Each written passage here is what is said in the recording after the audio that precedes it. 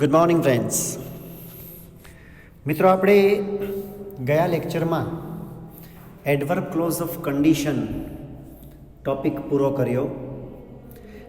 આ ટોપિકની અંદર આપણે ઇફ અને અનલેસનો ઉપયોગ કેવી રીતે થાય એની વાત કરી.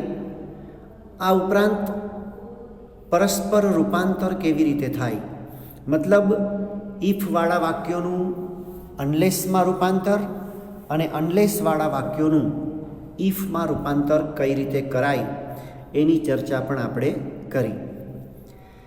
એની પહેલાં આપણે એડવર્બ ક્લોઝ ઓફ ટાઈમની વાત કરી હતી, જેની અંદર when, while, before, after, till, until આ શબ્દોનો ઉપયોગ કેવી રીતે થાય એની ચર્ચા કરેલી. આજે હવે આપણે વાક્યની અંદર એક બીજી જ બાબત બતાવવી હોય. ઘણી વખત મિત્રો આપણે વાતચીતમાં સમય દર્શાવીએ ડાયરેક્ટલી કે ઇનડાયરેક્ટલી, તો આપણે એને એડવર્બ ક્લોઝ ઓફ ટાઈમ કહીએ છીએ. શરત દર્શાવતું કોઈ વાક્ય રજૂ કરીએ તો એ એડવર્બ ક્લોઝ ઓફ કન્ડિશન કહેવાય. પણ અત્યારે તમને તમારી સ્ક્રીન ઉપર જે દેખાય છે એમાં એક નવા જ પ્રકારનું એડવર્બ ક્લોઝનું ટાઇટલ તમને દેખાય છે, એડવર્બ ક્લોઝ ઓફ કોન્ટ્રાસ્ટ 1, મતલબ કે પાર્ટ 1. હવે આ શું છે બરાબર સમજીએ. કોન્ટ્રાસ્ટ શબ્દનો અર્થ કદાચ તમે જાણો છો. કોન્ટ્રાસ્ટ મતલબ એક પ્રકારનો વિરોધ અથવા તો વિરોધાભાસી બાબત. કોઈ એક બાબત એવી હોય કે જેના કરતાં કંઈક બીજી બાબત વિરોધાભાસ પ્રગટ કરતી હોય તો એ એક પ્રકારનું કોન્ટ્રાસ્ટ કહેવાય. કોન્ટ્રાસ્ટ આપણે ઘણી વખત આવો શબ્દ વાપરીએ છીએ કે આ જે કપડાં છે ને એ કોન્ટ્રાસ્ટ મેચિંગ છે. હવે કોન્ટ્રાસ્ટ મેચિંગ એ શબ્દ પ્રયોગ જ આમ તો ખોટો એટલા માટે છે કે જે મેચિંગ હોય ને એમાં કોન્ટ્રાસ્ટ ખરેખર ના હોય, અને જેમાં કોન્ટ્રાસ્ટ હોય એ મેચ ન થતું હોય. પણ આપણે આપણી પ્રેક્ટિકલ ભાષાના ઉપયોગમાં આ રીતે ઘણી વખત બોલતા હોઈએ છીએ. તો કોન્ટ્રાસ્ટ છે ને એ એક પ્રકારનો વિરોધાભાસ દર્શાવવા માટેનો શબ્દ છે. હવે આને ગ્રામરના ટોપિક તરીકે શા માટે અહીંયા મૂકેલો છે, અથવા તો ઇંગ્લિશ ગ્રામરને આ બાબત સાથે શું લેવા દેવા. આપણે ગયા લેક્ચરમાં એવી વાત કરી અને એની પહેલાંના લેક્ચરમાં પણ કે વાક્યમાં જો તો અથવા તો જો નહીં તો એવું આપણે ત્યારે મૂકીએ છીએ જ્યારે આપણે શરતનો ભાવ દર્શાવવો હોય. તો મિત્રો, ઘણીવાર આપણે વાક્યમાં આવું પણ કરતા હોઈએ છીએ, છતાં, છતાં પણ, તેમ છતાં, જોકે, પરંતુ આવા બધા શબ્દો આપણે મૂકતા હોઈએ છીએ. અને આવા બધા શબ્દોનો ઉપયોગ આપણે જનરલી ક્યારે કરીએ? જ્યારે તમારે કોઈ વિરોધી બાબતો દર્શાવવી હોય. હું એમ કહું કે આમ તો તે હોશિયાર છે છતાં પણ નાપાસ થયો. તો હોશિયાર હોવું અને નાપાસ થવું આ બંને વિરોધી બાબત છે. પછી ઘણીવાર આપણે એવું બોલીએ, જો કે તે શ્રીમંત છે પણ તે દુઃખી છે.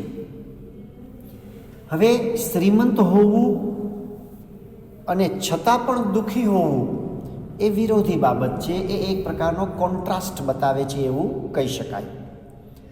તો એ પ્રકારની રજૂઆત જ્યારે આપણે અંગ્રેજી ભાષામાં કરવી હોય ત્યારે શું કરવું એની કંઈક ચર્ચા આપણે આ ટોપિકમાં કરવાના છીએ. હવે બરાબર તમારી સ્ક્રીન ઉપર જુઓ એડવર્બ ક્લોઝ ઓફ કોન્ટ્રાસ્ટ 1 જોઈએ શું છે. મિત્રો આપણે બરાબર વાંચો. મિત્રો આપણે એડવર્બ ક્લોઝ ઓફ ટાઈમ અને એડવર્બ ક્લોઝ ઓફ કન્ડિશન વિશે શીખી ગયા. જે સબોર્ડિનેટ ક્લોઝ સમય મતલબ કે ટાઈમ દર્શાવે તેને એડવર્બ ક્લોઝ ઓફ ટાઈમ કહે છે અને જે સબોર્ડિનેટ ક્લોઝ શરત મતલબ કે કન્ડિશન દર્શાવે તેને એડવર્બ ક્લોઝ ઓફ કન્ડિશન કહે છે તેવું આપણે શીખ્યા. તમને આ વાત હમણાં જ મેં યાદ કરાવી, રાઈટ? ઓકે, આગળ જુઓ. હવે કોઈક વાર વાક્યમાં રહેલું સબોર્ડિનેટ ક્લોઝ મતલબ જે આપણું એડવર્બ ક્લોઝ છે એ વિરોધ મતલબ કે કોન્ટ્રાસ્ટનો ભાવ દર્શાવે છે. આવા સબોર્ડિનેટ ક્લોઝ એટલે કે એડવર્બ ક્લોઝને એડવર્બ ક્લોઝ ઓફ કોન્ટ્રાસ્ટ કહે છે. આપણે મિત્રો જાણીએ છીએ કે વાક્યના બે ક્લોઝ બને, એક સબોર્ડિનેટ ક્લોઝ, એક મેઇન ક્લોઝ. સબોર્ડિનેટ ક્લોઝ જ્યારે મેઇન ક્લોઝની ક્રિયા વિશે કંઈક માહિતી આપે ત્યારે એ સબોર્ડિનેટ ક્લોઝ છે એ એડવર્બ ક્લોઝ બની જાય. એ એડવર્બ ક્લોઝ જે બન્યું એ જો સમય દર્શાવે તો એને એડવર્બ ક્લોઝ ઓફ ટાઈમ કહેવાય. એ જો શરત દર્શાવે તો એને એડવર્બ ક્લોઝ ઓફ કન્ડિશન કહેવાય. પણ ઘણીવાર એવું બનશે મિત્રો કે એ જે સબોર્ડિનેટ ક્લોઝ છે ને, એ જે એડવર્બ ક્લોઝ છે ને, એ એક પ્રકારનો કોન્ટ્રાસ્ટ દર્શાવતું હશે.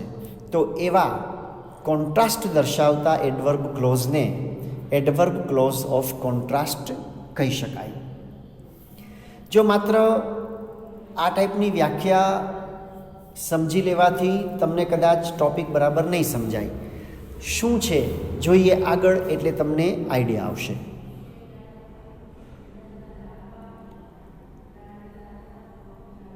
આ પ્રકારના વિરોધ મતલબ કે કોન્ટ્રાસ્ટ દર્શાવતા વાક્યમાં સબોર્ડિનેટ ક્લોઝની શરૂઆત સામાન્ય રીતે ધો કે ઓલ્ધો વડે થાય છે.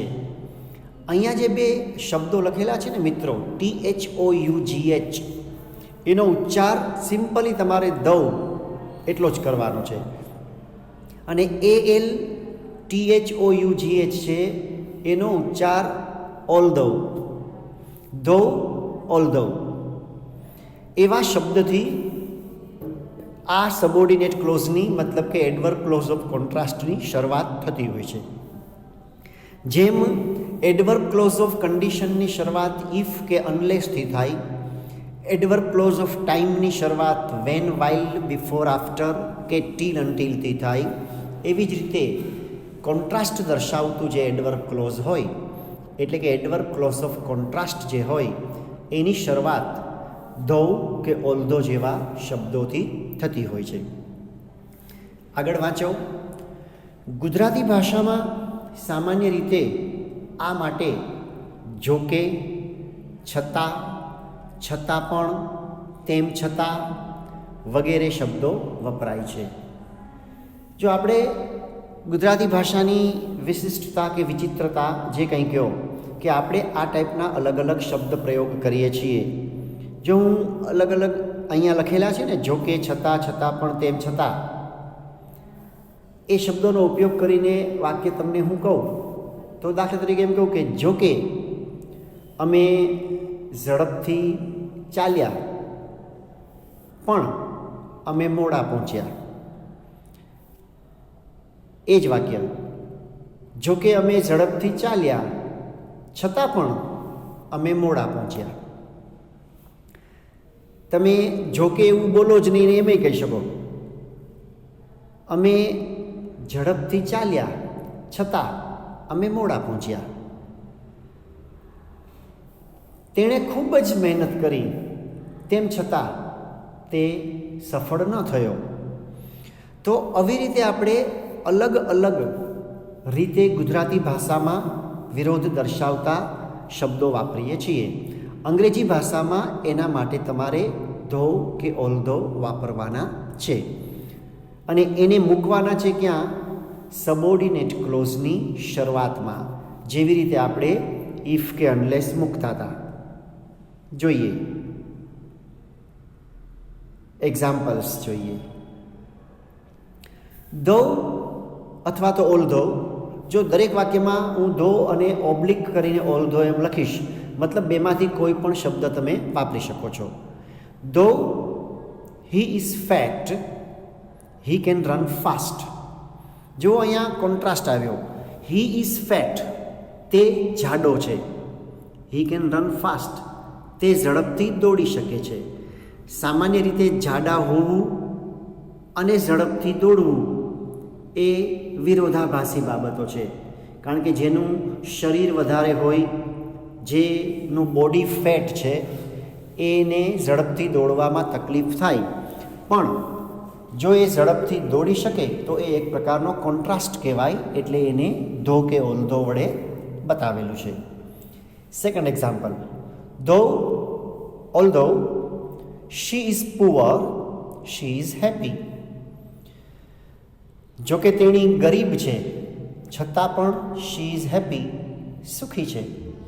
સામાન્ય રીતે આપણે એવું માનતા હોઈએ કે ગરીબ લોકો સુખી ના હોય, પણ એ ગરીબ છે છતાં પણ સુખી છે, કારણ કે સુખ એ ઘણી વખત મન સાથે સંકળાયેલી બાબત વધારે હોય, એટલે એ એની ગરીબી છતાં પણ સુખી છે. Third example. Though although you are clever you can not solve this sum. તમે હોશિયાર છો, તેમ છતાં you can not solve this sum, તમે આ દાખલો ઉકેલી શકતા નથી. હવે સામાન્ય રીતે જે વ્યક્તિ હોશિયાર હોય એ દાખલો ઉકેલી શકે, એટલે કહેવા એમ માગે છે કે તમે હોશિયાર છો છતાં પણ આ દાખલો ઉકેલી શકતા નથી, તો એ એક પ્રકારનો કોન્ટ્રાસ્ટ કહેવાય. તમે સમજી શકતા હશો મિત્રો બરાબર આ વાત. Fourth example. ધો અથવા તો ઓલ્ધો Pravin was clever he failed. જો ઉપરના 3 ઉદાહરણો છે, પહેલાં એ વર્તમાન કાળના છે, આ ચોથું ઉદાહરણ આવ્યું એ ભૂતકાળનું આવ્યું.